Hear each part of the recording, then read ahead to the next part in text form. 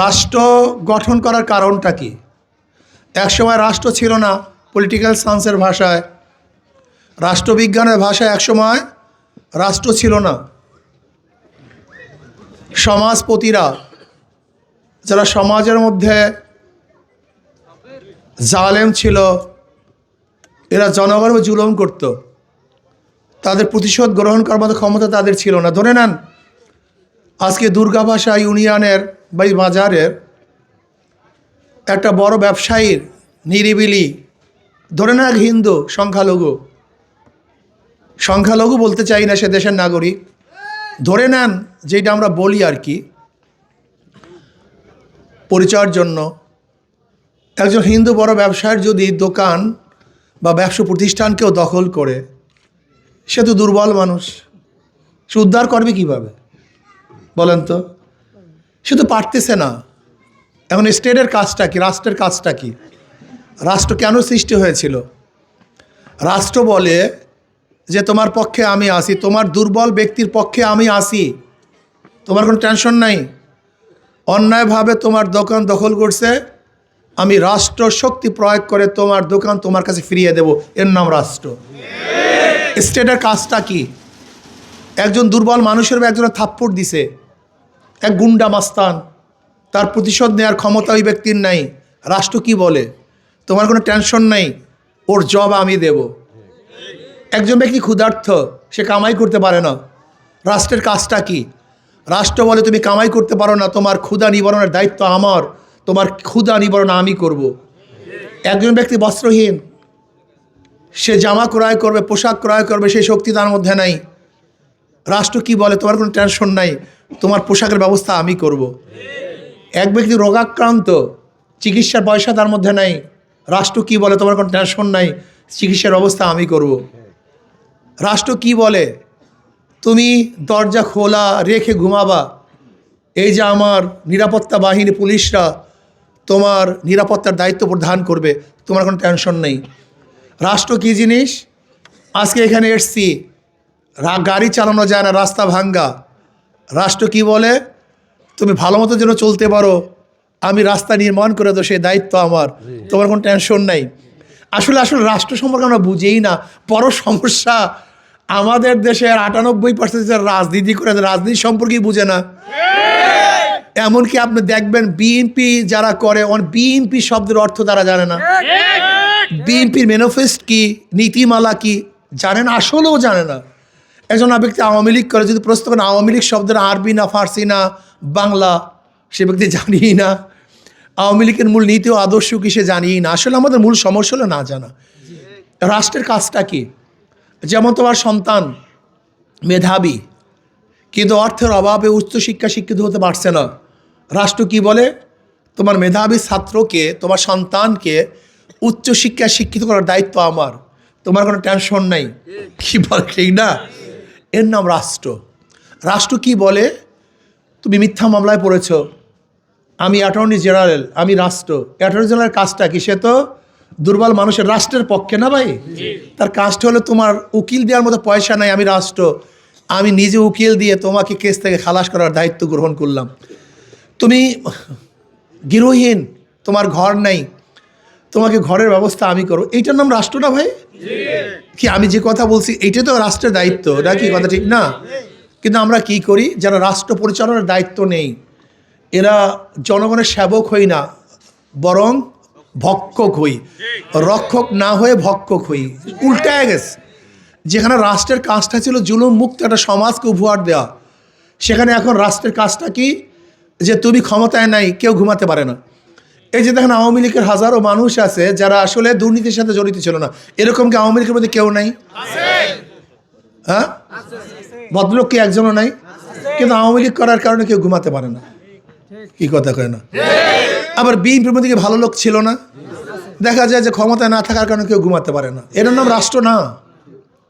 রাষ্ট্র কি জিনিস? যে অন্যায় করবে তার বিরুদ্ধে রাষ্ট্র, যে ন্যায় করবে তার পক্ষে রাষ্ট্র।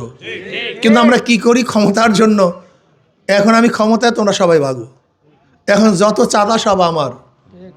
কি কথা কয় না? এতদিন জুলুম করছো তুমি, এখন করবো আমি। এতদিন ভক্ষণ করছো তুমি, এখন ভক্ষণ করো আমি। এই যে এটা রাষ্ট্র না, একজন এমপির দায়িত্ব কি তা আমরা জানি না। মেম্বার অফ পার্লামেন্টের কাজটা কি? আমরা মনে করি একজন মেম্বার অফ পার্লামেন্টের কাজ হলো শুধু রাস্তাঘাট করার। না, একজন সংসদ সদস্যর মূল দায়িত্বটা হলো আগামী রাষ্ট্র কোন পথে চলবে, কোন নীতিতে চলবে, কোন আদর্শে চলবে, সেটা বিনির্মাণ করা হলো একজন সংসদ সদস্যের দায়িত্ব। তার কাজটা কি? আগামীতে চুরি হবে কি হবে না এটা বন্ধ করার দায়িত্ব তার। এদেশ থেকে বিদেশের টাকা পাচার হবে কি হবে না এটা রদ করার দায়িত্ব তার। এদেশের নিরপেক্ষ আইন ব্যবস্থা থাকবে কি থাকবে না এটা বিনির্মাণ করার দায়িত্ব হলো একজন সংসদ সদস্যের। একজন সংসদ দায়িত্ব কেন? গোটা বাংলাদেশের গোটা নাগরিকের অধিকারকে কিভাবে ফিরিয়ে দেওয়া যায় এটা তার দায়িত্ব। আমরা জানি না, আমরা সংসদে কাদেরকে পারে? বোবা, খালি হাত তোলা পার্টি, হ্যাঁ না, জীবনেও কথা বলতে পারে না। এদেরকে আমরা পাঠাই কি? হায়ের পক্ষে হাত তুলছি আর নায়ের পক্ষে। এটা একদম পার্লামেন্টের মেম্বারের কাজ না, সদস্যের কাজ না। যদি মনে করেন আমি একজন বোবা, আমাকে সংসদে পাঠিয়ে লাভটা কি? আমি কি হাত তোলা পার্টি? তাহলে হাত তুলবো। তাহলে আমাকে পাঠিয়ে লাভটা কি? বোবা পাঠিয়ে সেখানে লাভটা কি? যদি মনে করেন সংসদ গেলে আমি বোবা হব, আমাকে পাঠিয়ে কোনো লাভ নেই। আমি কেন যেতে চাই? সংসদে যাওয়ার জন্য এখানে আসছি কেন? এমপি হওয়ার জন্য না। 2-1 ডজন এমপির যে শ্রদ্ধা সম্মান আল্লাহ পাক তার চেয়ে কম দানে বেশি দিছে, আলহামদুলিল্লাহ। থাকার জন্য, খাওয়ার জন্য যতটুকু অর্থের প্রয়োজন আল্লাহ তার চেয়ে কম দানে ভালোই দিছে, ভরপুর দিয়েছেন। তা বলতে পারেন হুজুর তাহলে আসছেন কেন? আমি এখানে সম্মান পাওয়ার জন্য আসি না, অর্থ কামাই করার জন্য আসি না। এখানে আসছি কেন এটা বুঝতে হবে। আমি এই স্টেজে, এই চেয়ারে বসে যদি 1000 বছর বক্তৃতা করি, সেই বক্তৃতা আইন হবে না, কিন্তু সংসদে 5 মিনিট আলোচনা করলে সেটা আইন হবে। আমি এখানে 1000 বছর আলোচনা করলো এদেশের টাকা বিদেশে পাচার করা রোধ করতে পারবো না, কিন্তু সংসদে 5 মিনিট কথা বললে সমস্ত জালেমদের বিরুদ্ধে টাকা রোধ করার বিরুদ্ধে ইনশাআল্লাহ আইন পাস করতে পারবো। এখানে 1000 বছর কথা বললেও ওই কানাডায় বেগম পাড়া করার থেকে আমরা বিরত রাখতে পারবো না, কিন্তু সংসদে 5 মিনিট কথা বললে ওদের সমস্ত মুখোশকে উন্মোচন করতে পারবো। কথা ঠিক না? এখানে 1000 বছর কথা বললেও গরিবদের অধিকারকে ফিরিয়ে দিতে পারবো না, কিন্তু সংসদে 5 মিনিট কথা বললে কথা কয় না। এই চেয়ার আর সংসদের চেয়ার এক চেয়ার না। এই স্টেজ আর সংসদের স্টেজ এক স্টেজ না, বহুত পার্থক্য। এই জন্য আমরা চাই এই দেশটাকে জুলুম মুক্ত দেশ করতে। মুসলমান, হিন্দু, বৌদ্ধ, খ্রিস্টান প্রত্যেকের অধিকারকে ফিরিয়ে দেওয়ার জন্য চাই। ধরে নেন আমি যদি নির্বাচিত হই, আপনাদের ধারণা কি আমি কোনো হিন্দুর টাকা মেরে খাবো? কোন হিন্দু মেয়ের ইফটিজিং করব, ধর্ষণ করব, সিলোথানি করব? তার মানে আমি নির্বাচিত হলে সমস্ত হিন্দু মেয়েরা আমার কাছে নিরাপদ। যদি আমি নির্বাচিত হই করে হিন্দু ব্যক্তির দোকানদার ব্যবসার মধ্যে ভাগ বসাবো, চাঁদা তুলবো, তার মানে আমার কাছে সমস্ত হিন্দুদের ব্যবসা প্রতিষ্ঠান নিরাপদ। আমার কাছে সমস্ত হিন্দুদের ধর্মীয় প্রতিষ্ঠানগুলি নিরাপদ। তার মানে আমি নির্বাচিত হলে জুলুম থাকবে না, অত্যাচার হবে না, অবিচার হবে না, সাম্য, মানবিক মর্যাদা, সামাজিক ন্যায় বিচার প্রতিষ্ঠিত হবে। প্রত্যেকটা মানুষের অধিকারকে ফিরিয়ে দেব। আমি বিশ্বাস করি আল্লাহ যদি আমাকে কবুল করেন, কমপক্ষে আমার কনস্টিটিউশনের মধ্যে মিথ্যা মামলা, কেউ মিথ্যা মামলায় হয়রান হবে এটা হতে দেব না ইনশাআল্লাহ। এটা হতে পারবে না, বিশ্বাস করেন, এটা হতে পারবে না।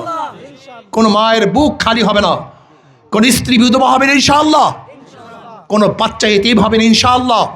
আমি চেষ্টা করব সাম্য, মানবিক মর্যাদা, সামাজিক ন্যায় বিচার প্রতিষ্ঠা করতে। যুবকদেরকে কর্মসংস্থান কিভাবে করা যায় সেই ব্যবস্থার জন্য চেষ্টা করব।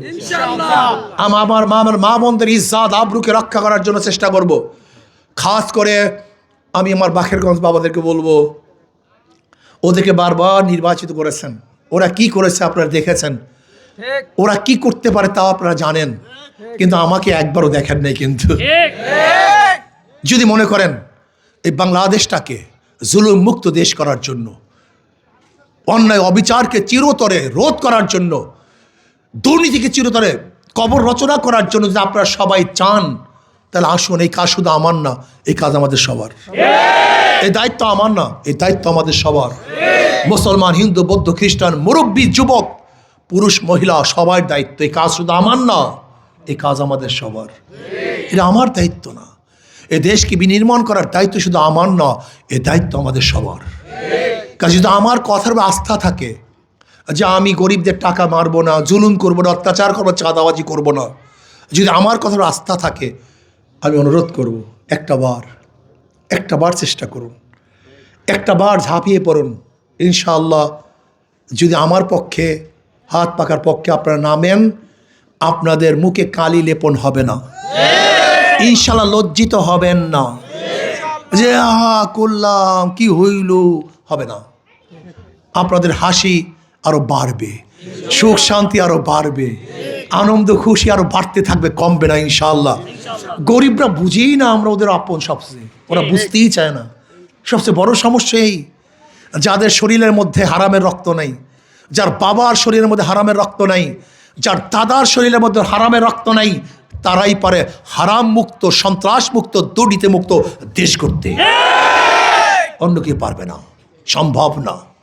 এর জন্য আসুন, এই কাজটা আমাদের সবার, আজকের থেকে সবার কাজ মনে করে, আর মাত্র কয়েকটা দিন, আগামী 12 তারিখ যুদ্ধ হবে, সেই যুদ্ধে ইনশাআল্লাহ আমাদেরকে বিজয় অর্জন করতে হবে। কি রাজি আছেন না আমার যুবক বাবারা? না রাগ টাগ করছেন আপনারা? ঘটনা কি বুঝলাম না কিছু। যদি রাজি থাকে 2 হাত তুলেন, আলহামদুলিল্লাহ। নারায়ে তাকবীর, নারায়ে তাকবীর। আল্লাহ আমাকে এবং আমাদের সবাইকে কবুল করে নেন। আল্লাহ।